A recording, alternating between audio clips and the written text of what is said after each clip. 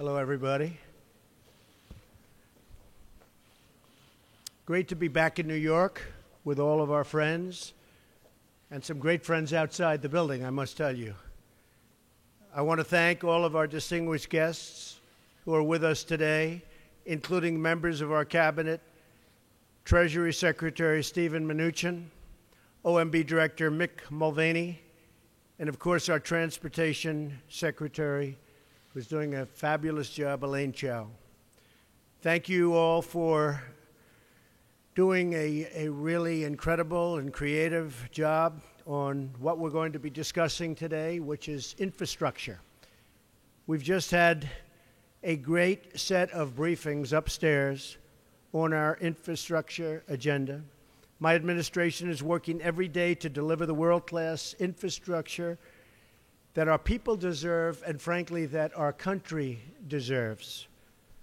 That's why I just signed a new executive order to dramatically reform the nation's badly broken infrastructure permitting process. Just blocks away is the Empire State Building. It took 11 months to build the Empire State Building. But today, it can take as long as a decade and much more than that. Many, many stories where it takes 20 and 25 years just to get approvals to start construction of a fairly routine highway. Highway builders must get up to 16 different approvals involving 9 different federal agencies governed by 29 different statutes. One agency alone can stall a project for many, many years and even decades. Not only does this cost our economy billions of dollars, but it also denies our citizens the safe and modern infrastructure they deserve. This over-regulated permitting process is a massive, self-inflicted wound on our country. It's disgraceful. Denying our people much-needed investments in their community, and I just want to show you this because it was just shown me, and I think I'm going to show it to the media. Both real and fake media, by the way. This is what it takes to get something approved today. Elaine, you see that? So this is what it takes. Permitting process flowchart. That's a flowchart. So that can go out to 20 years. This shows about 10. But that could go out to about 20 years to get something approved. This is for a highway. I've seen a highway recently in a certain state. I won't mention its name. It's 17 years. I could have built it for $4 or $5 million without the permitting process. It cost hundreds of millions of dollars, but it took 17 years to get it approved and many, many, many, many pages of environmental impact studies.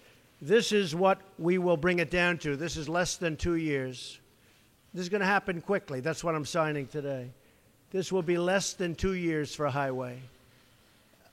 So it's going to be quick. It's going to be a very streamlined process.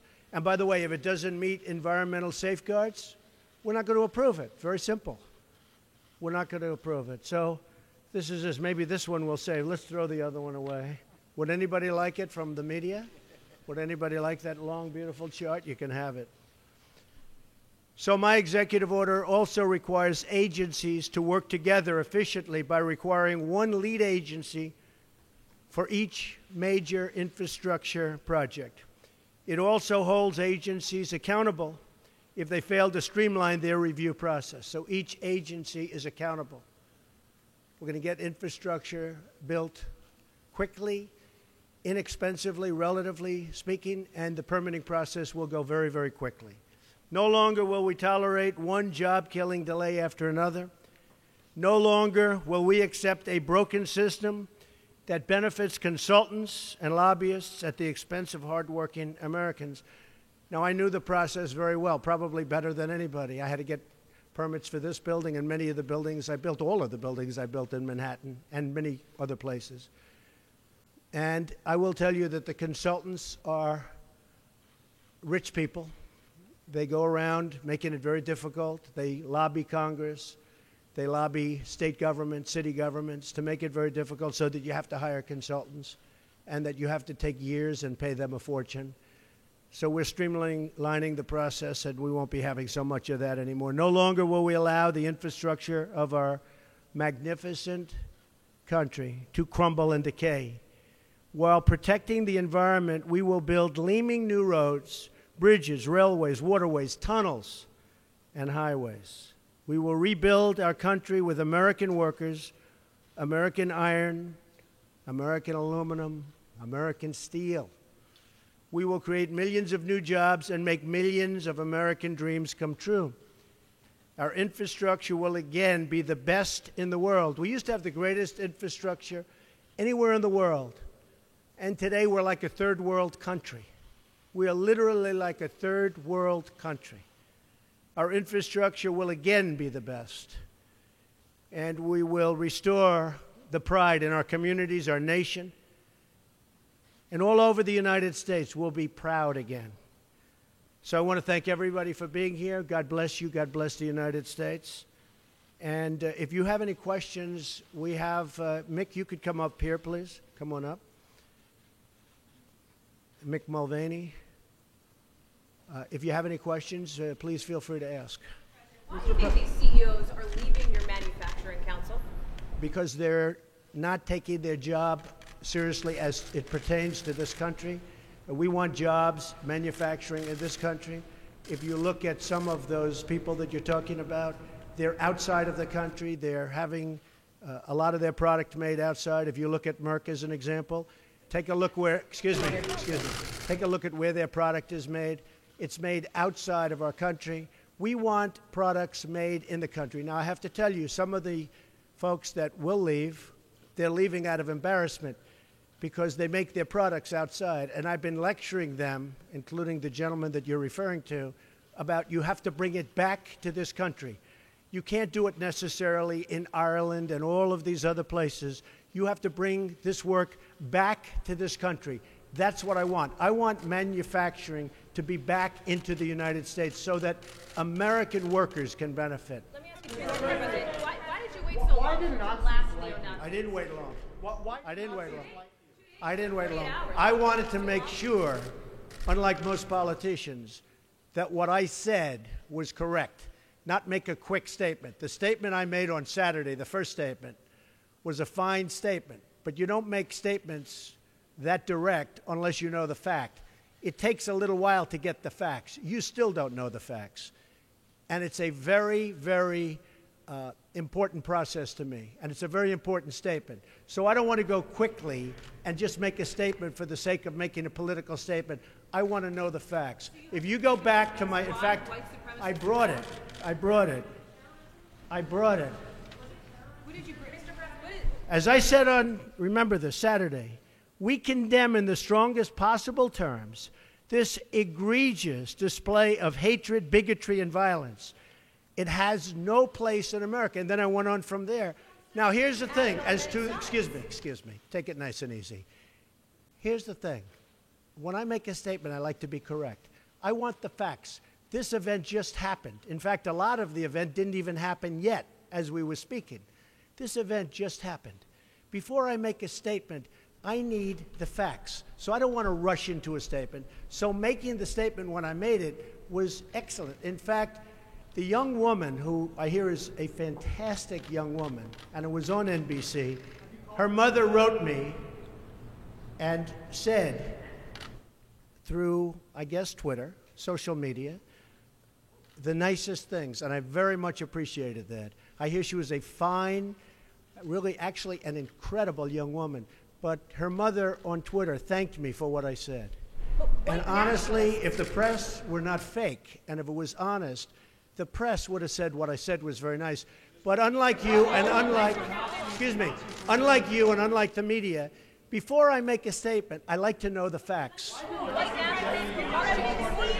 They don't. How about a couple of infrastructure questions? Was that terrorism?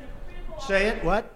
CEO of Walmart said you missed a critical opportunity to help bring the country together. Did you? Not at all. I think the country, look, you take a look. I've created over 1 million jobs since I'm president. The country is booming. The stock market is setting records. We have the highest employment numbers we've ever had in the history of our country. We're doing record business. We have the highest levels of enthusiasm. So the head of Walmart, who I know, who's a very nice guy, was making a political statement. I mean, ask him how he's doing. I do it the same way, and you know why? Because I want to make sure, when I make a statement, that the statement is correct. And there was no way of making a correct statement that early. I had to see the facts, unlike a lot of reporters. I didn't know David Duke was there. I wanted to see the facts. And the facts, as they started coming out, were very well stated. In fact, everybody said his statement was beautiful. If he would have made it sooner, that would have been good. I couldn't have made it sooner because I didn't know all of the facts. Frankly, people still don't know all of the facts. It was very important, excuse me. It was very important to me to get the facts out and correctly. Because if I would have made a fast statement, and the first statement was made without knowing much other than what we were seeing. The second statement was made after with knowledge, with great knowledge. There's still things, there's still things that people don't know. I want to make a statement with knowledge. I wanted to know the facts. Okay. Two questions. Was this terrorism? And can you tell us how you're feeling about your chief strategist? Well, I think the driver of the car is a disgrace to himself, his family, and this country. And that is, you can call it terrorism. You can call it murder. You can call it whatever you want. I would just call it as the fastest one to come up with a good verdict. That's what I'd call it. Because there is a question. Is it murder? Is it terrorism? And then you get into legal semantics. The driver of the car is a murderer. And what he did was a horrible, horrible, inexcusable thing.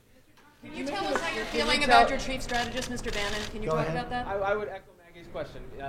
Steve Bannon is. I never spoke to Mr. Bannon about it. Can you tell us broadly what your? Do you still have confidence in Steve? Well, we'll see. And look. I like Mr. Bannon. He's a friend of mine. But Mr. Bannon came on very late. You know that. I went through 17 senators, governors, and I won all the primaries. Mr. Bannon came on very much later than that. And I like him. He's a good man. He is not a racist, I can tell you that. He's a good person. He actually gets a very unfair press in that regard.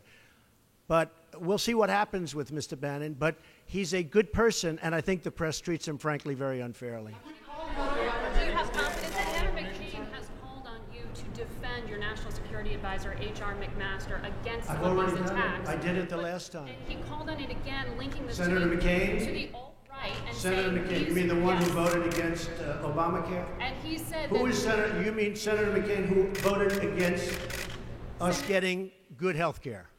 Senator McCain said that the alt-right is behind these attacks, and he linked that same group to those who perpetrated the attack in Charlottesville. Well, I don't know. I can't tell you. I'm sure Senator McCain must know what he's talking about.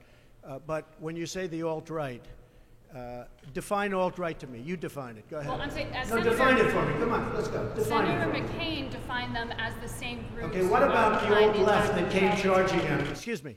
What about the alt-left that came charging at the, as you say, the alt-right? Do they have any semblance of guilt? This is Senator McCain's statement. Let me ask you this. What about the fact that they came charging with clubs in their hands, swinging clubs? Do they have any problem? I think they do. So, as far as I'm concerned, that was a horrible, horrible day. Wait a minute. I'm not finished. I'm not finished, fake news. That was a horrible day. I will tell you something. I watched those very closely, much more closely than you people watched it. And you have, you had a group on one side that was bad, and you had a group on the other side that was also very violent. And nobody wants to say that, but I'll say it right now. You had a group on the other side that came charging in without a permit, and they were very, very violent.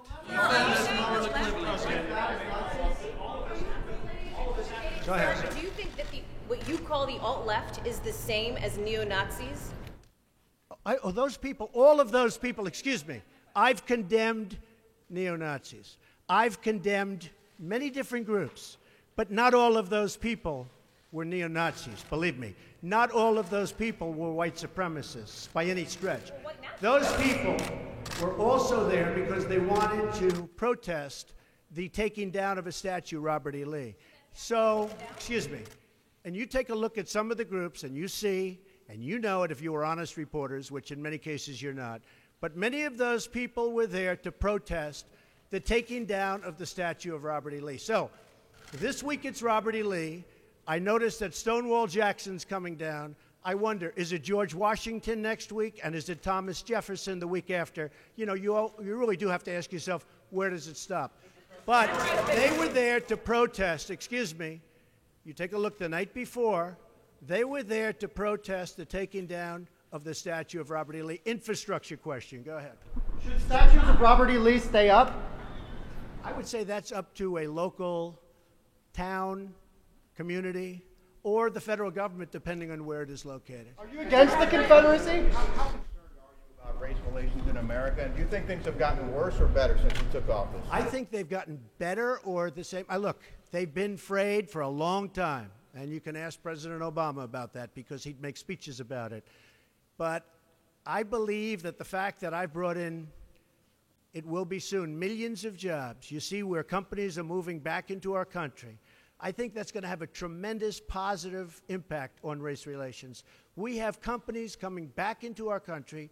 We have 2 car companies that just announced. We have Foxconn in Wisconsin just announced. We have many companies, I say, pouring back into the country. I think that's going to have a huge positive impact on race relations. You know why? It's jobs. What people want now, they want jobs. They want great jobs with good pay. And when they have that, you watch how race relations will be. And I'll tell you, we're spending a lot of money on the inner cities. We're fixing the inner cities. We're doing far more than anybody's done with respect to the inner cities. It's a priority for me, and it's very important. Mr. President, are you putting what you're calling the alt-left and white supremacists on the same moral plane? I'm not putting anybody on a moral plane. What I'm saying is this. You had a group on one side and you had a group on the other, and they came at each other with clubs, and it was vicious, and it was horrible, and it was a horrible thing to watch. But there is another side. There was a group on this side, you can call them the left, or you've just called them the left, that came violently attacking the other group. So you can say what you want, but that's the way it is. On both sides, sir, you said there was hatred, there was violence on both sides. Well, I do think there's blame. Yes, I think there's blame on both sides. You look at both sides. I think there's blame on both sides, and I have no doubt about it, and you don't have any doubt about it either. And if you reported it accurately, you would say. Neo-Nazis started this. They showed up in Charlottesville. They showed up in Charlottesville to protest. Excuse me. They didn't put themselves down as neo, and you had some very bad people in that group. But you also had people that were very fine people on both sides. You had people in that group, excuse me, I saw the same pictures as you did. You had people in that group that were there to protest the taking down of, to them, a very, very important statue and the renaming of a park from Robert E. Lee to another name. Robert E. Lee are not the same. No, George Washington was a slave owner. Was George Washington a slave owner? So will George Washington now lose his status? Are we going to take down, are we going to take down statues to George Washington? How about Thomas Jefferson? What do you think of Thomas Jefferson? You like him? Okay, good. Are we going to take down the statue? Because he was a major slave owner. Now we're going to take down his statue. So you know what? It's fine. You're changing history, you're changing culture, and you had people, and I'm not talking about the neo-Nazis and the white nationalists, because they should be condemned totally. But you had many people in that group other than neo-Nazis and white nationalists, okay? And the press has treated them absolutely unfairly. Now, in the other group also, you had some fine people, but you also had troublemakers, and you see them come with the black outfits and with the helmets and with the baseball bats. You had a lot of bad people in the other group too. Treated unfairly, sir. I'm sorry. I just didn't understand what you were saying. You were saying the press has treated white nationalists unfairly. No. I just didn't understand what you were saying. No. There were people in that rally, and I looked the night before. If you look, there were people protesting very quietly the taking down of the statue of Robert E. Lee. I'm sure in that group there were some bad ones. The following day, it looked like they had some rough, bad people, neo-Nazis, white nationalists, whatever you want to call them. But you had a lot of people in that group that were there to innocently protest and very legally protest because, you know, I don't know if you know, they had a permit. The other group didn't have a permit. So I only tell you this. There are two sides to a story. I thought what took place was a horrible moment for our country, a horrible moment. But there are two sides to the country. Does anybody have a final? Does anybody have? You have an infrastructure. What makes you think you can get an infrastructure bill? You didn't get health care. Well, you know, I'll tell you. We came very close with health care. Unfortunately, John McCain decided to vote against it at the last minute. You'll have to ask John McCain why he did that. But we came very close to health care. We will end up getting health care. But we'll get the infrastructure, and actually infrastructure is something that I think we'll have bipartisan support on. I actually think Democrats will go along with the infrastructure. President, have you spoken to the family? Have you spoken to the family of the victim of the car attack? No, I'll be reaching out. I'll be reaching out. When will you be reaching out? I was I thought that the statement put out, the mother's statement, I thought was a beautiful statement. I always tell you, it was something that I really appreciated. I thought it was terrific, and really under the kind of stress that she's under and the heartache that she's under, I thought putting out that statement to me was really something I won't forget. Thank you all very much. Thank you. Thank you. Mr. President, do you think you're helping to heal the nation? Does anyone know I own a house in Charlottesville? Where is it? Oh boy, it's going to be. It's in Charlottesville. You'll see. Is it near the winery or something? It is the winery. Will you go to visit and try to? I mean, I know a lot about Charlottesville. Charlottesville is a great place that's been very badly hurt over the last couple of days. But I own actually one of the largest wineries in the United States. It's in Charlottesville. What do you think needs to be done to overcome the racial divides in this Well, I country? really think jobs can have a big impact. I think if we continue to create jobs, over 1 million, substantially more than 1 million, and you see just the other day, the car companies coming in with Foxconn. I think if we continue to create jobs at levels that I'm creating jobs, I think that's going to have a tremendous impact, positive impact on race relations. And what you said today, how do you think that will impact the racial sort of conflict today? People are going to be working. They're going to be making a lot of money, much more money than they ever thought possible. And that's going to happen. And the other thing, very important, I believe wages will start going up. They haven't gone up for a long time. I believe wages now, because the economy is doing so well with respect to employment and unemployment, I believe wages will start to go up. I think that'll have a tremendously positive impact on race relations. Why have bigots been drawn?